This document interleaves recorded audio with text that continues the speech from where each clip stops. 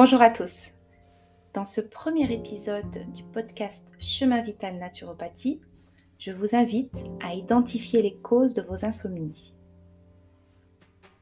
À travers cet épisode, vous allez découvrir les principales causes de vos insomnies et l'importance du sommeil dans votre bien-être.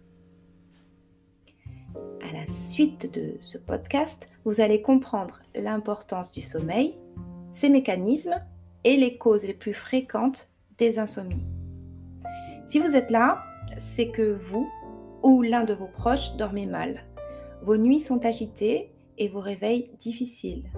Votre endormissement est long. Votre sommeil se dessine peut-être en pointillés. Votre dette de sommeil s'accumule. Vous avez besoin de repos et il vous arrive même de somnoler. Vous pouvez vous endormir parfois devant la télévision, sur le canapé, à n'importe quel moment. Et vous vous sentez relativement fatigué toute la journée. Bienvenue, ce podcast, cet épisode est pour vous. Alors c'est le premier épisode d'une série de 3 sur le sommeil. Dans ce premier épisode, donc, on va s'intéresser beaucoup aux causes de l'insomnie. Dans le deuxième épisode, nous allons aborder les habitudes, les bonnes habitudes qu'il faut prendre pour mieux dormir, ce qu'on appelle également l'hygiène du sommeil et comment se conditionner à un bon sommeil. Et dans le troisième épisode de cette série, vous allez avoir toute une série de remèdes naturels qui pourront vous aider à vaincre l'insomnie. Alors, si vous souffrez d'insomnie, vous n'êtes pas seul puisque un Français sur 5 dit mal dormir. 14% des Français prennent des médicaments pour dormir.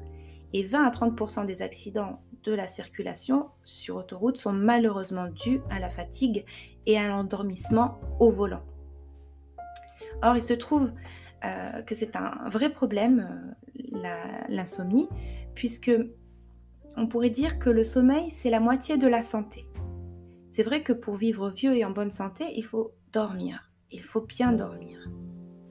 Le sommeil, c'est un des 4 piliers de notre santé, avec l'alimentation, bien sûr, avec l'exercice physique et avec la sérénité de l'esprit. À mesure que notre dette de sommeil s'accroît, notre potentiel vital homéostasique, ou notre potentiel d'auto-guérison, se décharge et nous sommes plus fragiles face aux agressions de toute nature. Notre système immunitaire est en berne quand on dort mal. De plus, de nombreux métabolismes essentiels ont lieu pendant que Morphée nous enlace. Pour tous, pendant le sommeil, toutes les cellules de notre organisme se régénèrent. Un bon sommeil, c'est le garant d'une attention optimale durant la journée. Donc, c'est vrai qu'on a plus de propension à avoir des accidents de toutes sortes quand on a un mauvais sommeil. Pour la croissance et le développement des enfants et des adolescents, le sommeil est extrêmement important également puisque l'hormone de croissance est sécrétée pendant le sommeil. Pour les personnes en surpoids, mal dormir, ça peut influer sur notre niveau d'appétit. Pour les étudiants en période d'examen, c'est très important également puisque notre cerveau se réorganise et traite les informations abstraites pendant la nuit. Pour les sportifs également, c'est important puisque c'est pendant la nuit que l'organisme récupère d'un exercice physique et répare les petits dégâts causés par l'effort, les micro-déchirures au niveau des muscles, etc. Donc on peut facilement imaginer que l'insomnie est lourde de conséquences, car dormir, finalement, c'est aussi vital que manger et boire. Les troubles du sommeil nous rendent en effet plus lents, plus irritables et peuvent déclencher de nombreux symptômes, comme par exemple la migraine ou des tensions musculaires et sur le long terme, des maladies plus sérieuses telles que les maladies cardiovasculaires ou neurodégénératives. On a constaté par exemple une plus forte propension à la maladie d'Alzheimer chez des personnes qui souffraient d'insomnie chronique ou d'apnée du sommeil d'ailleurs aussi, de troubles du sommeil de manière générale. Donc, combien faudrait-il dormir pour être en bonne forme ? Eh bien ça va dépendre des personnes. Il va y avoir bien sûr les facteurs génétiques, il va y avoir aussi les activités de la personne pendant la journée, donc son degré de fatigue. Mais en moyenne, on peut dire quand même qu'un adulte a besoin entre 7 heures et 9 heures de sommeil par nuit. Un nourrisson entre 16 et 18 heures. Un enfant de 5 ans un petit peu moins, entre 11 heures et 12 heures. Et plus tard, donc, les seniors vont dormir en moyenne entre 5 et 7 heures. Ce qui ne veut pas dire que leurs besoins en sommeil diminuent. Ce n'est pas forcément le cas. Alors, maintenant, voyons un petit peu comment la structure du sommeil, comment se constitue notre sommeil. Dans un premier temps, il va y avoir la phase. Il y a 4 phases. Il y a la phase d'endormissement, ensuite il y a le sommeil lent léger, ensuite le sommeil lent profond et enfin le sommeil paradoxal. On commence donc par l'endormissement. Cette phase, elle doit durer en moyenne entre 5 et 20 minutes. C'est une phase de demi-sommeil lors de laquelle les pensées vagabondent. On peut avoir une impression de flottement, parfois une impression de tomber dans le vide. Ensuite, intervient le sommeil lent léger. Cette phase, elle va représenter 50 à 60% de la nuit. Lors de cette phase, on peut facilement être réveillé et les rêves ont toujours à voir avec la vie éveillée. Ensuite, on atteint le sommeil lent profond. Cette phase va représenter à peu près 20% du sommeil. C'est la phase la plus réparatrice. La respiration est régulière et il est plus difficile d'être réveillé. On remarque que les personnes qui sont sujettes au ronflement commencent à ronfler à ce moment-là. Et de même, les personnes qui parlent pendant leur sommeil, tous les troubles en fait du sommeil, l'apnée du sommeil, le somnambulisme, etc.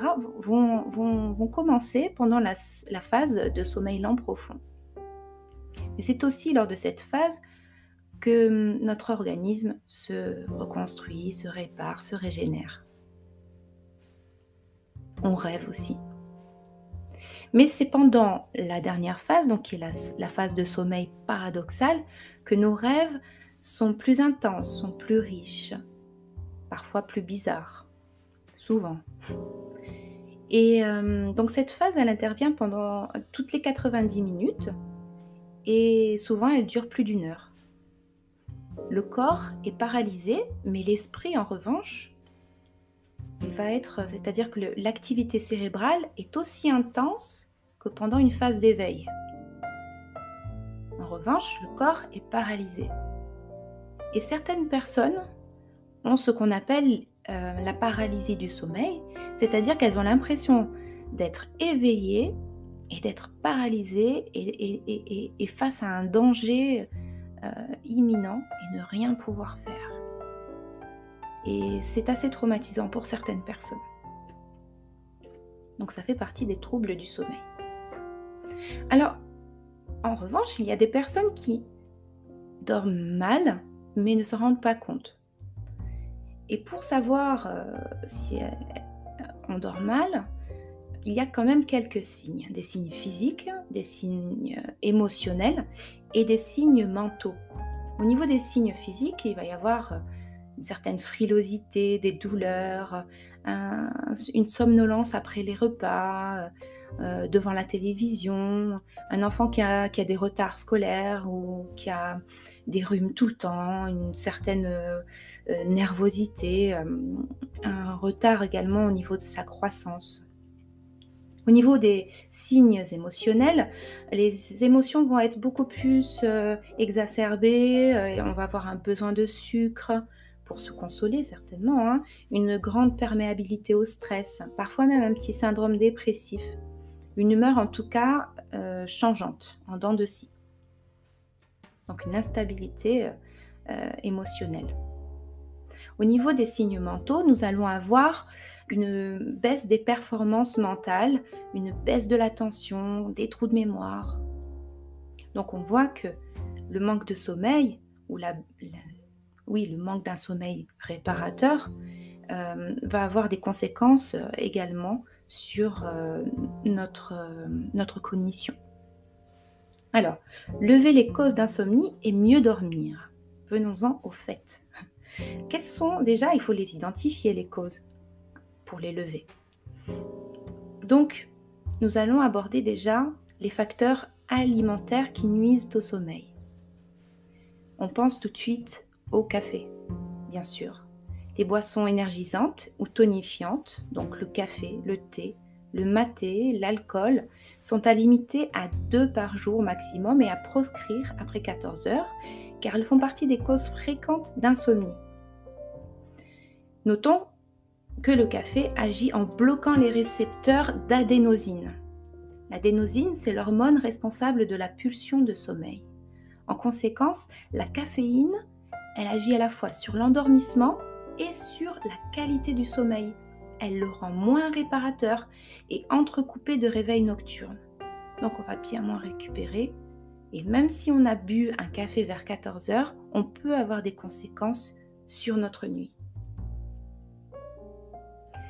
Certaines pratiques alimentaires peuvent également freiner la digestion et une maldigestion peut être cause d'insomnie. Vous avez par exemple des aliments tels que le sirop, le miel, les jus de fruits pendant les repas, les sodas, les pizzas, la suralimentation, ça c'est pas un aliment mais c'est une habitude, ainsi que le grignotage vont être extrêmement nuisibles pour le sommeil. Prenons un exemple, le miel. Le miel contient certaines molécules qui vont vous empêcher de bien digérer tout ce qui est amidon. Vous ne pourrez pas bien les digérer. Si vous prenez du miel par exemple sur du pain, bon courage, bonne chance. Donc bien sûr, on ne va pas avoir on va pas forcément avoir énormément de symptômes, mais ça va avoir un retentissement. Un dîner trop riche en glucides, en lipides ou comportant de mauvaises associations pourrait entraîner des lourdeurs digestives.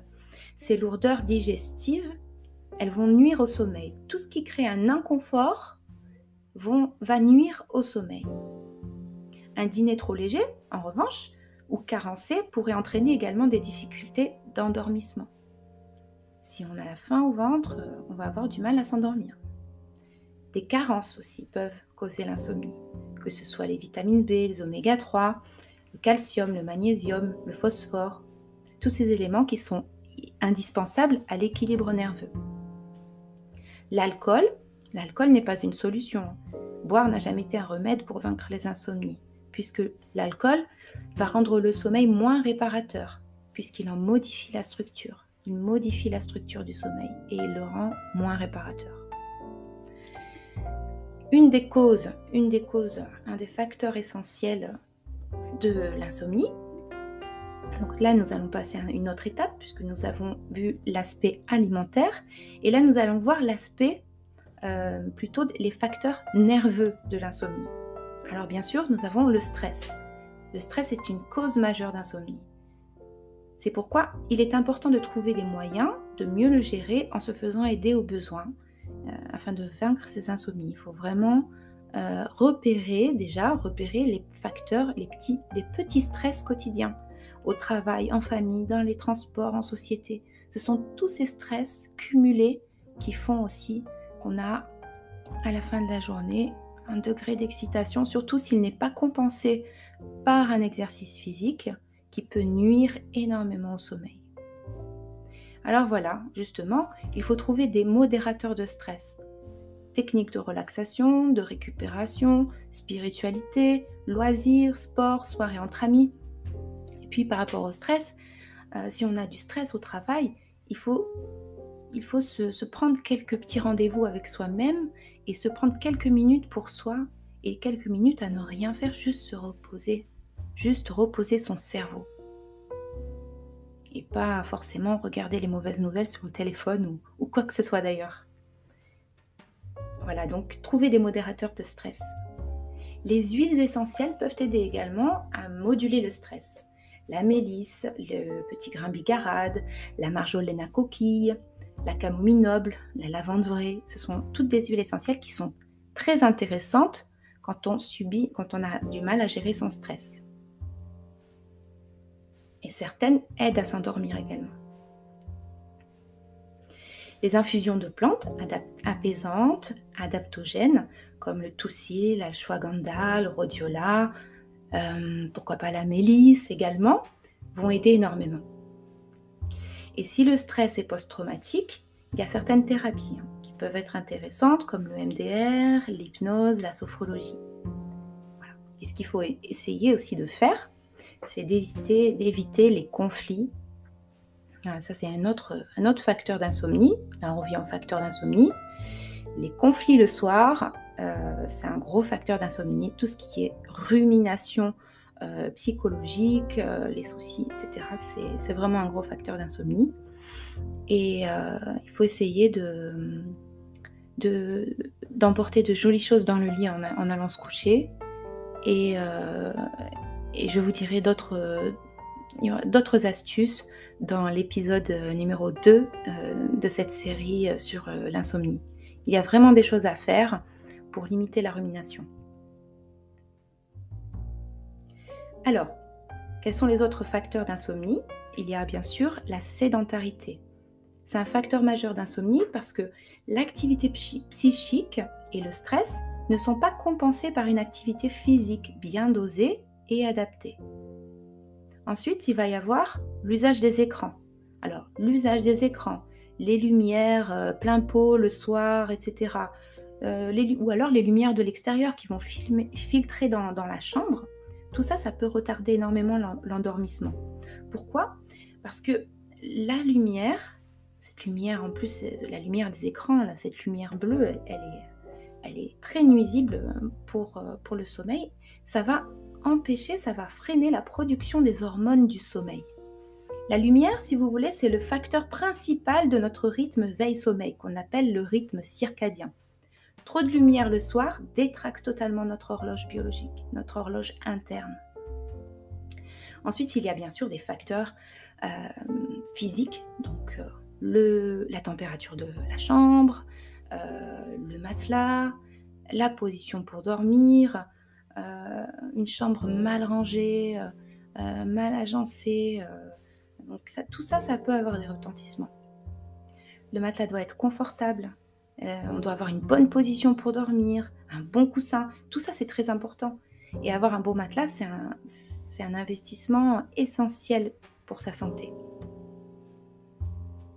Donc, tout est important. La chambre doit être vraiment associée à quelque chose de doux, de protecteur, d'agréable et de propice au sommeil. Et je vous dirai d'autres choses dans le deuxième épisode de cette série, par rapport à cette chambre, justement. Voilà, il y a d'autres, bien sûr, la liste est longue de facteurs d'insomnie. Par exemple, il y a les changements hormonaux lors de la ménopause qui peuvent diminuer considérablement la qualité de sommeil. Il est prouvé quand même que la qualité et la quantité de sommeil diminuent avec l'âge. On a aussi certains médicaments qui peuvent avoir l'insomnie comme effet secondaire. Donc on a les antihistaminiques, les alpha-bloquants, les bêta-bloquants, les antidépresseurs et bien sûr les médicaments pour le sommeil. Donc tous ces somnifères qui finalement, dont on devient dépendant. Voilà, donc il y a aussi la maladie, bien sûr, l'obésité, la douleur, qui sont des facteurs d'insomnie. Il faudra traiter ces problèmes en parallèle. Même pour ce qui est du syndrome des jambes sans repos, l'apnée du sommeil, il existe des solutions.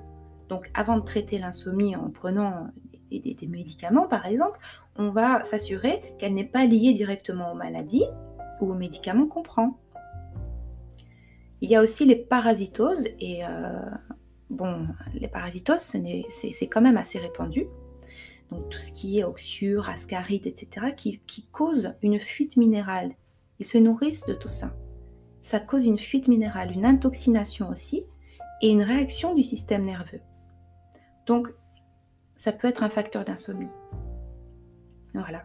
Donc là, avec toutes ces informations, j'espère déjà que vous avez une idée un peu plus précise de ce qui peut causer vos insomnies.